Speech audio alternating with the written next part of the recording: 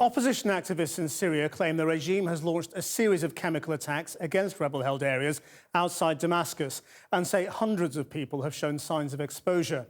Rebel sources posted video on the internet, which they said showed the scene of the attacks, videos which we can't verify.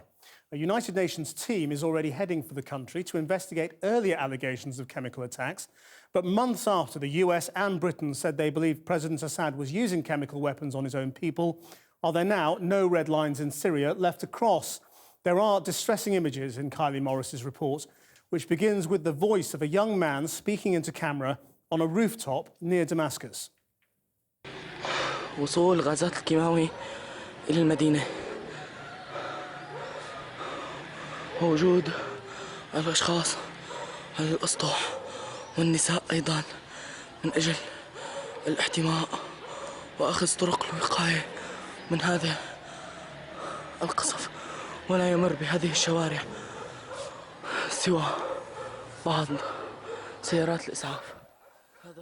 On the horizon is smoke which the young man says comes from chemical weapons, although we've no way to verify that. Allahu Akbar. Allahu Akbar. Without independent verification, we can't say either what's afflicting the people of Douma and Adra. A government source has acknowledged a number of people were admitted to hospital with respiratory problems. There's a sense of panic.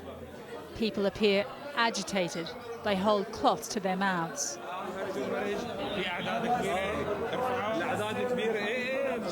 One man asks another how many people are affected.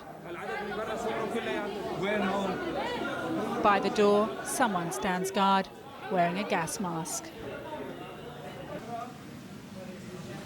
Inside the ward in Douma, a boy lies sweating, a man next to him coughing. In the early morning, the children keep arriving, again with their mouths covered. In the ward in neighbouring Adra, one man spoke of smelling something like matches before he told his friends they were under attack. We all covered our mouths except for one. He fell on the floor and looked as though he was suffocating. He complained that he couldn't breathe, his eyes were hurting, he had a headache. So we put him in the car and brought him to hospital. In the same town, Adra, animals appear to have died. The streets, otherwise deserted, in a town that's now the subject of a government push into what was rebel-held territory. A rocket lies burnt out on the road. All this, and week by week, the talk of red lines that necessitate an international response has faded. After the red line statements by President Obama and Cameron some sort of 6 to 8 weeks ago, nothing really seems to have happened. Obviously, a lot of work's been going on in the background, and the UN have been desperately trying to get in, but with their mandate of having guaranteed security makes life very difficult. Only UN inspectors will be able to diagnose what's afflicting the people here in a way the world will believe. But first, Syria has to become safe enough for them to operate. Who knows how much longer that will take.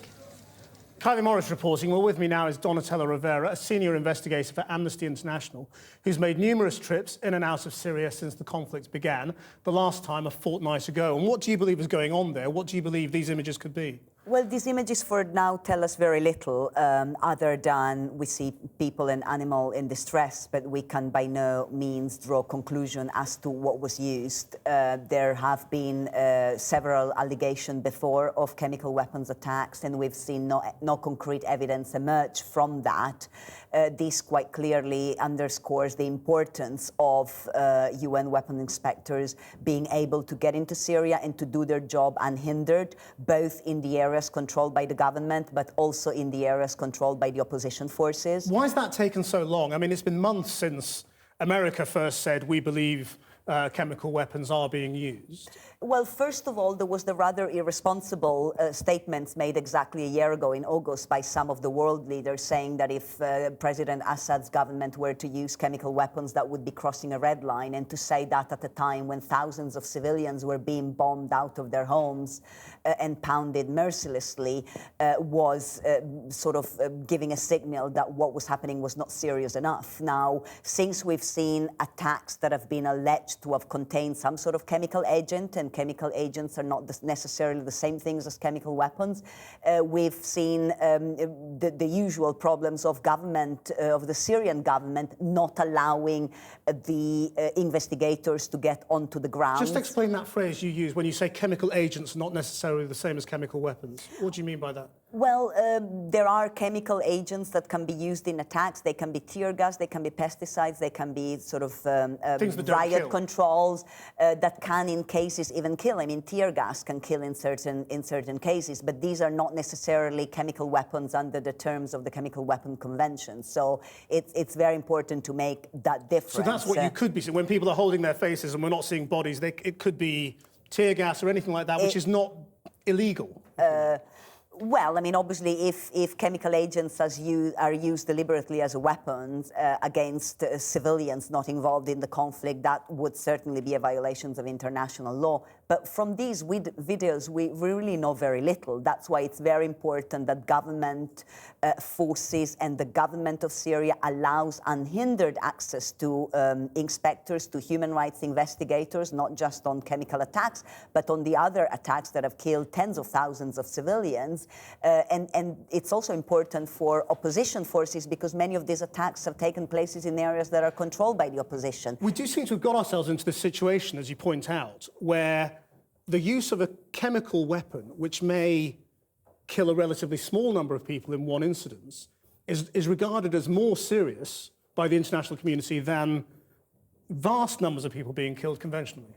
Well, that's why I said that the statements made by some of the world leaders a year ago were, at the very least, irresponsible by focusing on the eventuality of chemical weapons attacks and saying nothing and doing nothing when thousands of civilians were literally being bombed to shreds in their homes and in the streets in indiscriminate attacks that have continued and continue on a daily basis. So absolutely, there needs to be action by the international community to address the catastrophic situation in Syria with regards to all kinds of attacks, and notably the bombardments and shelling that continue to kill civilians every day, and including, obviously, attacks of the kinds that we've just seen, but all of them. Donatella Rivera, thank you very much. And tomorrow night, we'll bring you a report on the Syrian crisis from Zatari refugee camp in Jordan. Kathy.